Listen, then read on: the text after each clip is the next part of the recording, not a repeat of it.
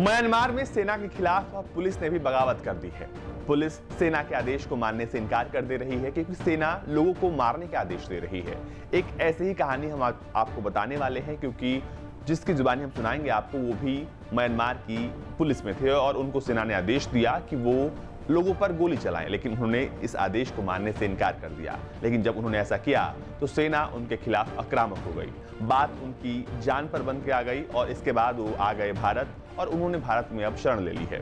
दरअसल ये कहानी जो है वो खामपत शहर की है। म्यांमार में जो खामपत शहर है वहां पर तैनात थानपेंग नाम के पुलिस वाले को जब कहा गया कि वो लोगों पर गोली चलाए तो उसने इस बात को मानने से इनकार कर दिया। दरअसल थानपेंग जो थे वहां पे एक लांस कॉर्पोरल के पद पर तैनात थे और प्रदर्शन के दौरान उन्हें सेना ने आदेश दिया कि वो लोगों पर गोली चलाएं। लेकिन जब उन्होंने ये आदेश नहीं माना तो उनके साथ क्या हुआ ये सब कुछ बताने वाले हैं हम आपको इस कहानी में। नमस्कार, मैं मोजीत और आप देख रहे हैं भारत तक। लांस कॉर्पोरल के पद पर तैनात थानपेंग अब भारत में है।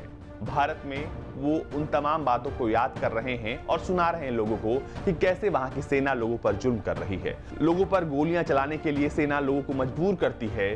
पुलिस वाले अब बगावत कर रहे हैं। ये तमाम बातें उन्होंने कही हैं। थानपेंग ने क्या कुछ कहा है, सबसे पहले आइए आपको सुनाते हैं।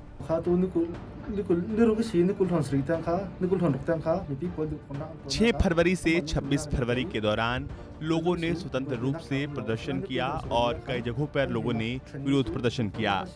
हालांकि 28 फरवरी से विरोध प्रदर्शन की अनुमति नहीं थी और हमारे पास लोगों को अलग यानी कि विभाजित करने के ऑर्डर्स थे। हमारे कमांडिंग ऑफिसर्स ने हमें आदेश दिया था कि अगर वो नहीं माने तो उन्हें गोली मार देना।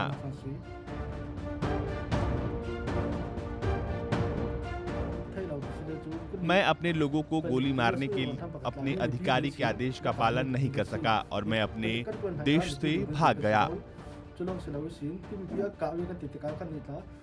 पुलिस का कर्तव्य लोगों की सुरक्षा करना है। वास्तव में म्यांमार पुलिस और सेना द्वारा लोगों की शूटिंग कानून के खिलाफ है। मैं उन आदेशों का पालन नहीं कर सका, इसलिए मैं जेल नहीं जाना चाहता था, इसलिए मैं बचकर भाग गया।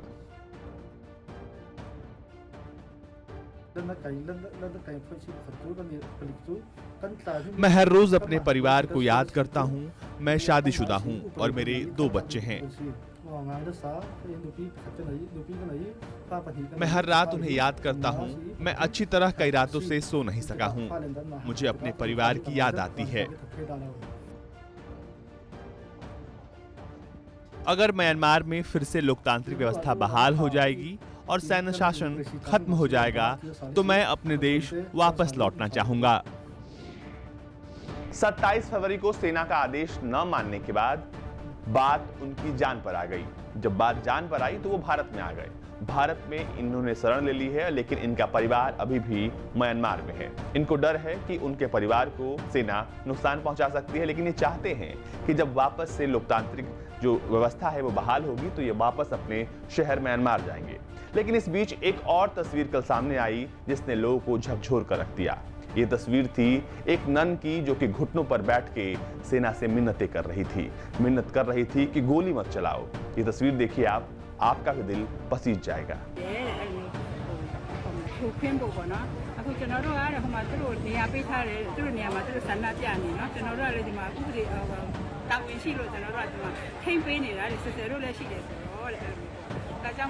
म्यांमार के मकीना में एक नर्स ने फौजी दमन के खिलाफ जो प्रदर्शन किया उसने सबको दहला दिया। सिस्टर आन रोज नू तवांग मकीना में सुरक्षा बलों के जवानों के आगे घुटनों के बल बैठ गई और उन्होंने लोगों के खिलाफ हिंसा से दूर रहने की गुहार लगाई।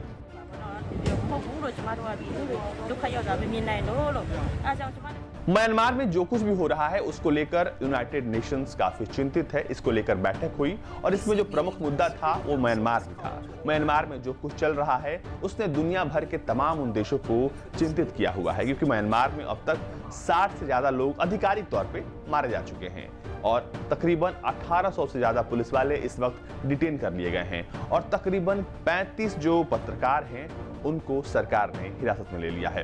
यानी कुल मिलाकर देखें तो म्यांमार में स्थिति इस वक्त नाजुक बनी हुई है और दुनिया के तमाम बड़े देश इस वक्त चाहते हैं कि किसी भी तरीके से म्यांमार में वापस से लोकतांत्रिक व्यवस्था को बहाल किया जाए।